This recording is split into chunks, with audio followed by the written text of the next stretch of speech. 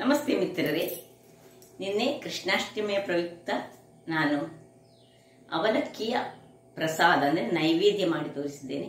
ಇಂದು ನಾನು ಅವಲಕ್ಕಿಯ ಪಾಯಸ ಅಂದರೆ ಕೃಷ್ಣನಿಗೆ ನಿಮಗೆಲ್ಲ ಗೊತ್ತಿರುವ ಹಾಗೆ ಅವಲಕ್ಕಿ ಹೇಳಿದರೆ ಬಹಳ ಪ್ರೀತಿ.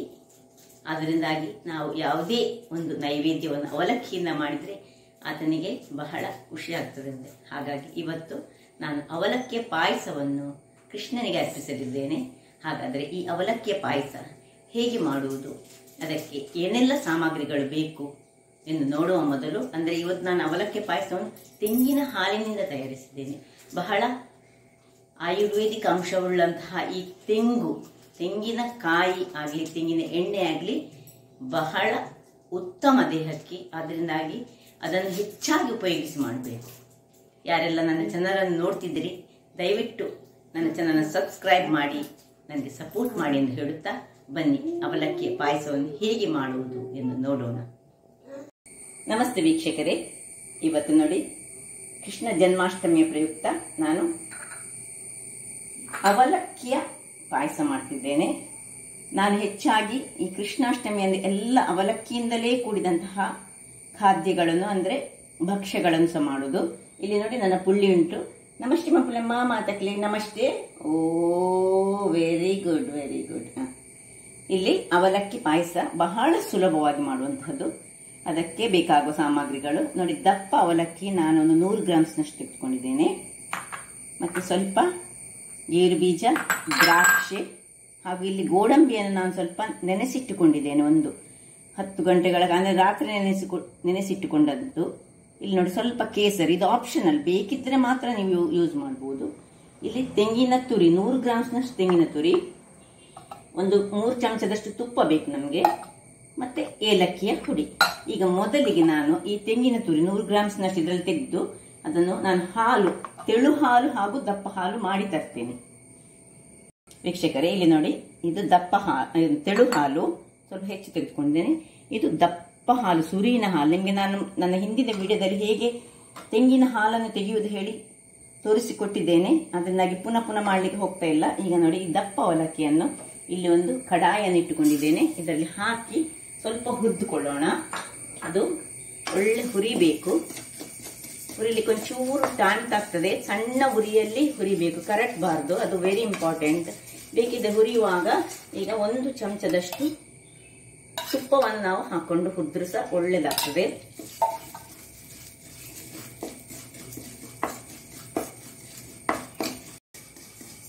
ವೀಕ್ಷಕರೇ, ಇಲ್ಲಿ ನೋಡಿ 5 ನಿಮಿಷಗಳ ಕಾಲ ನಾನು ಸ್ವಲ್ಪ ಸಣ್ಣ ಉರಿಯಲ್ಲಿ ಹುರಿದಾಗ ನೋಡಿ ಹೀಗೆ ಕ್ರಿಸ್ಪಿಯಾಗಿ ಬಂತಿದೆ. ಈಗ ಇದಕ್ಕೆ ನಾವು ಈ ನೀರು ಹಾಲು ಉಂಟಲ್ಲ, ಇದನ್ನು ತೆಂಗಿನ ನೀರು ಹಾಲು, ನೀವು ಬೇಕಿದ್ರೆ ದನದ ಹಾಲು ಅಂದರೆ ಪ್ಯಾಕೆಟ್ ಹಾಲು ಸಹ ಯೂಸ್ ಮಾಡ್ಬೋದು, ಅದು ನಿಮಗೆ ಬಿಟ್ಟದ್ದು. ನಿಮ್ಮ ಹತ್ರ ತೆಂಗಿನಕಾಯಿಯನ್ನು ತುರಿ ಮಾಡಿಕ್ಕೆ ನಿಮಗೆ ಆಗದಿದ್ದರೆ ನೀವು ನೋಡಿ ಅದಕ್ಕೆ ಸ್ವಲ್ಪ 1 ಹನಿಯಷ್ಟು ನಾನು ದಪ್ಪ ಹಾಲನ್ನು ಸಹ ಹಾಕಿ ಇದನ್ನು ಇದರಲ್ಲಿ ಒಳ್ಳೆ ಬೇಯಿಸಿಕೊಳ್ತೇನೆ. ಇದು ಹೀಗೆ ಇರಲಿ. ಇಲ್ಲಿ ನೋಡಿ, ಇನ್ನೊಂದು ಕಡಾಯಿಯನ್ನು ನಾನು ಇಟ್ಟುಕೊಂಡಿದ್ದೇನೆ. ಅದರಲ್ಲಿ ಮೊದಲಿಗೆ ನೋಡಿ ಸ್ವಲ್ಪ ನೀರನ್ನು ಹಾಕಿಕೊಂಡು ಈ ಬೆಲ್ಲವನ್ನು ನಾನು ಕರಗಿಸಿಕೊಳ್ತೇನೆ. ಬೆಲ್ಲ ಅದರಲ್ಲೇ ಕರಗಿ ನೀರಾಗಲಿ, ಅದರಷ್ಟಕ್ಕೆ ಅದು ಆಗ್ತಾ ಇರಲಿ. ಇಲ್ಲಿ ನೋಡಿ, ಈ ಒಂದು ಬಾದಾಮಿಯ ಸಿಪ್ಪೆಯನ್ನು ನಾನು ತೆಗೆದುಕೊಂಡಿದ್ದೇನೆ. ಅದನ್ನೀಗ ನಾನು ಒಂದು ಮಿಕ್ಸಿಯಲ್ಲಿ ಹಾಕಿ ಸ್ವಲ್ಪ ಈ ಹಾಲನ್ನು ಹಾಕಿ ಇದನ್ನು ಒಳ್ಳೆ ಪೇಸ್ಟ್ ಮಾಡಿ ತರ್ತೇನೆ. ನೋಡಿ ವೀಕ್ಷಕರೇ, ಇಲ್ಲಿ ನೋಡಿ ಹೇಗೆ ನೋಡಿ ಪೇಸ್ಟ್ ಮಾಡಿಕೊಂಡು ತಂದೆ ನಾನು. ಈಗ ಇಲ್ಲಿ ತೆಂಗಿನ ಹಾಲು ಉಂಟು, ಇಲ್ಲಿ ಬಾದಾಮ ಪೇಸ್ಟ್ ಉಂಟು. ಈ ತೆಂಗಿನ ಹಾಲು ಹಾಗೆ ಇರಲಿ. ಈ ಬಾದಾಮಿ ಪೇಸ್ಟನ್ನು ನಾವು ಇದಕ್ಕೆ ಹಾಕೊಳ್ಳೋಣ. ಇದರಲ್ಲಿ 8ರಿಂದ 10ರಷ್ಟು ಬಾದಾಮನ್ನು ನಾನು ಪೇಸ್ಟ್ ಮಾಡಿದ್ದೇನೆ. ನೋಡಿ, ಈ ಪೇಸ್ಟಿಗೆ ಸ್ವಲ್ಪ ಇದನ್ನು ಸ್ವಲ್ಪ ನೀರನ್ನು ಹಾಕೊಂಡು ಪುನಃ ಇದಕ್ಕೆ ಹಾಕೊಳ್ತಿದ್ದೇನೆ. ಹೇಗೆ ಬಂದು ನೋಡಿ. ಈ ಹೊತ್ತಿನಲ್ಲಿ ನೀವು ನಿಮ್ಮ ಹತ್ರ ಇದ್ದರೆ ಮಾತ್ರ ಈ ಕೇಸರನ್ನು ಸ್ವಲ್ಪ ಇದಕ್ಕೆ ಹಾಕೊಳ್ಳಿ. ಸ್ವಲ್ಪ ಕಲರ್, ಇದು ಆಪ್ಷನಲ್, ಸ್ವಲ್ಪ ಕಲರ್ ಬರ್ತದೆ ಅದರಲ್ಲೇ ಇದಾದರೆ. ಇನ್ನು ಇದನ್ನು ಹೀಗೆ ಬಿಡುವ. ಇಲ್ಲಿ ನೋಡಿ ಬೆಲ್ಲ ಸಹ ನೀರಾಗ್ತಾ ಉಂಟು. ಬೆಲ್ಲ ನೀರು ಆಯಿತು, ಇನ್ನು ಚೂರ ಬಾಕಿ ಉಂಟು, ಪಾಕ ಏನು ಬರಲಿಕ್ಕಿಲ್ಲ. ಇದನ್ನು ಬೆಲ್ಲ ನೀರಾದ ಕೂಡಲೇ ಇದನ್ನೀಗ ನೋಡಿ ಆಯಿತು, ಇದನ್ನು ಆಫ್ ಮಾಡಿಕೊಳ್ಳೋಣ. ಇದನ್ನು ನಮಗೀಗ ಸೋಸಿಕೊಳ್ಳಿಕ್ಕೆ ಉಂಟು, ಅದರಿಂದಾಗಿ ಸ್ವಲ್ಪ ತಣ್ಣಗಾಗಲಿ ಚೂರು. ನೋಡಿ ಇಲ್ಲಿ ಇದಕ್ಕೆ ಸ್ವಲ್ಪ ಉಪ್ಪನ್ನು ಹಾಕೊಳ್ತೀನಿ ನಾನು.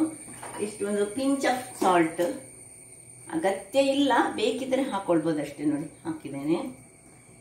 ಅದು ಇದರಲ್ಲಿ ಈ ಅವಲಕ್ಕಿ, ದಪ್ಪ ಅವಲಕ್ಕಿಯಲ್ಲಿ ಇದು ಬೆಂದು ಒಳ್ಳೆ ಬೆಂದು ಹೋಗಬೇಕು, ಆಮೇಲೆ ಮಾತ್ರ ನಾವು ಇದಕ್ಕೆ ಇನ್ನು ಉಳಿದದನ್ನೆಲ್ಲ ಹಾಕಲಿ.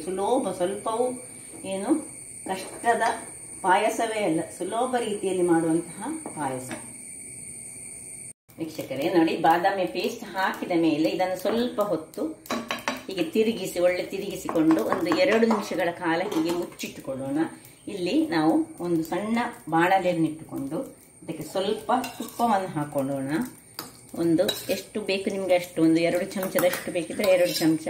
ಇದೆಲ್ಲ ನಾವೀಗ ಗೇರು ಬೀಜ ಮತ್ತು ದ್ರಾಕ್ಷಿಯನ್ನು ಹುರಿಯೋಣ. ಇದು ಆಪ್ಷನಲ್, ನಿಮಗೆ ಗೇರು ಬೀಜ ಮತ್ತು ದ್ರಾಕ್ಷಿ, ಕಟ್ಟು ದ್ರಾಕ್ಷಿಗಳು, ಕಟ್ಟು ಗೇರು ಬೀಜಗಳು ಸಹ ಆಗ್ತದೆ, ಅಥವಾ ಹೀಗಿದ್ರೆ ಇಡಿಯನ್ನು ಸಹ ಹಾಕೊಳ್ಬೋದು ನೀವು. ಇಡೀ ಗೇರು ಬೀಜ ಸಹ ಹಾಕೊಂಡ್ರೆ ಸಹ ರುಚಿ ಆಗ್ತದೆ. ಆದರೆ ನಾನೆಲ್ಲ ಹಾಕೊಳ್ತಿದ್ದೇನೆ ಗೇರು ಬೀಜ ಮತ್ತು ದ್ರಾಕ್ಷಿ. ಇದನ್ನು ಸಣ್ಣ ಉರಿಯಲ್ಲಿ ನಾವು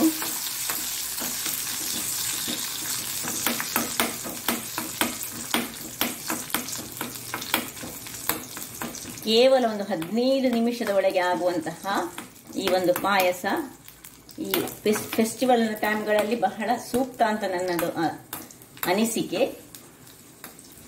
ಈ ಗಣಪತಿ ಹಬ್ಬದಲ್ಲಿ ಇನ್ನೊಂದು ವಿಧದ ಪಾಯಸ ನಾವು ಮಾಡೋದು ಯಾವಾಗಲೂ. ಈ ಅಷ್ಟಮಿ ಚೌತಿ ನಮಗೆ ಬಹಳ ಶ್ರೇಷ್ಠವಾದುದು, ಅದರಿಂದಾಗಿ ಅಷ್ಟಮಿಯಂದು ಕೃಷ್ಣನಿಗೆ ಪ್ರಿಯವಾದ ಅವಲಕ್ಕಿಯಿಂದ ಏನು ಮಾಡಿದ್ರು ನೋಡಿ ಆಯಿತು.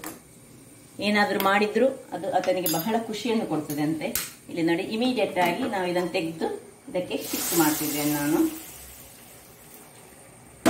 ಇನ್ನು ನೋಡಿ ಆಯಿತು, ಇದು ಬೆಂದಿತ್ತು. ಯಾವುದು ನಮ್ಮ ಅವಲಕ್ಕಿ, ದಪ್ಪ ಅವಲಕ್ಕಿ ಬೆಂದಿತ್ತು. ನೋಡಿ ಏನು ಚೆಂದ ಕಲರ್ ಬಂತು ನೋಡಿ. ಅದು ಕೇಸರಿ ಹಾಕಿದರೆ ಹಾಗೆ ಚಂದ ಕಲರ್ ಬರ್ತದೆ. ಆಯಿತು, ಇನ್ನು ಈಗ ಈ ಬೆಲ್ಲದ ನೀರನ್ನು ನಾವು ಸೋಸಿಕೊಂಡದಕ್ಕೆ ಹಾಕೊಳ್ಳೋಣ.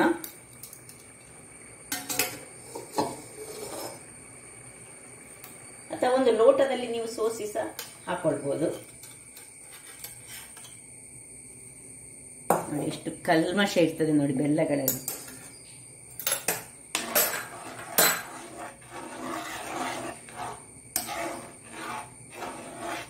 ಇನ್ನು ಒಂದು ಇದು ಒಳ್ಳೆ ಕುದಿ ಬರಬೇಕು. ಕುದಿ ಬಂದ ಮೇಲೆ ನಾವು ದಪ್ಪ ಹಾಲು ಸಹ ಹಾಕೊಳ್ಳಿಕ್ಕುಂಟು. ನಾನು ಹೇಳ್ತೇನೆ ಹೇಗೆ ದಪ್ಪ ಹಾಲು ಹಾಕೊಳ್ಳೋದು ಹೇಳಿ.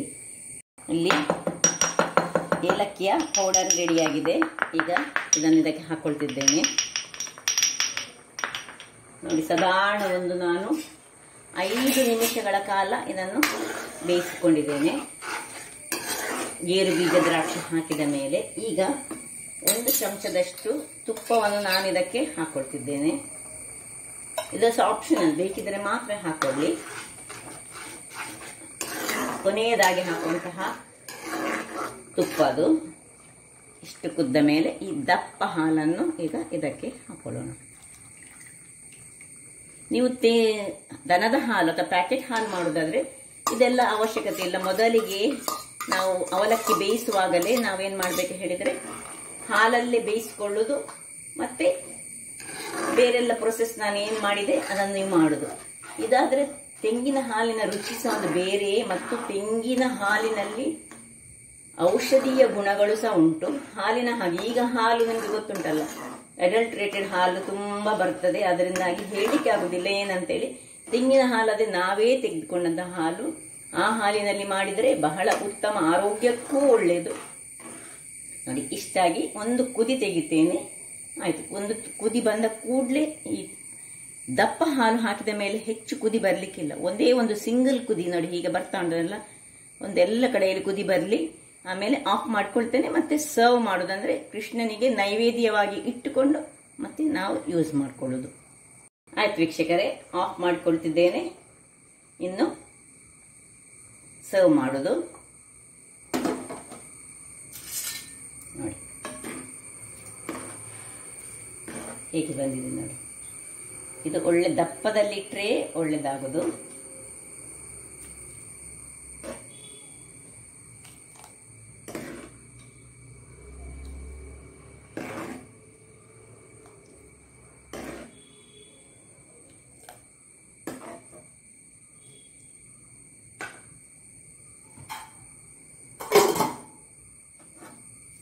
ನೋಡಿದ್ರಲ್ಲ ವೀಕ್ಷಕರೇ, ಯಾವ ರೀತಿಯಲ್ಲಿ ಈ ಒಂದು ಅವಲಕ್ಕಿಯಿಂದ ಪಾಯಸ ಮಾಡೋದೆಂದು ತುಂಬ ಮಂದಿಗೆ ಗೊತ್ತುಂಟು, ಆದರೂ ತೆಂಗಿನ ಹಾಲಲ್ಲಿ ಕೆಲವರಿಗೆ ಮಾಡಲಿಕ್ಕೆ ಗೊತ್ತಿಲ್ಲ. ಹಾಗಾದರೆ ನನ್ನ ಈ ಕುಕಿಂಗ್ ಚಾನಲ್ ನಿಮಗೆ ಇಷ್ಟ ಆದರೆ ಬೋಳೂರು ಸುವರ್ಣ ಚಾನಲನ್ನು ಲೈಕ್ ಮಾಡಿ, ಶೇರ್ ಮಾಡಿ ಹಾಗೂ ಸಬ್ಸ್ಕ್ರೈಬ್ ಮಾಡಿ ಹಾಗೂ ನನ್ನ ಇನ್ಸ್ಟಾಗ್ರಾಮ್ ಪೇಜನ್ನು ಫಾಲೋ ಮಾಡಿ. ಧನ್ಯವಾದಗಳು.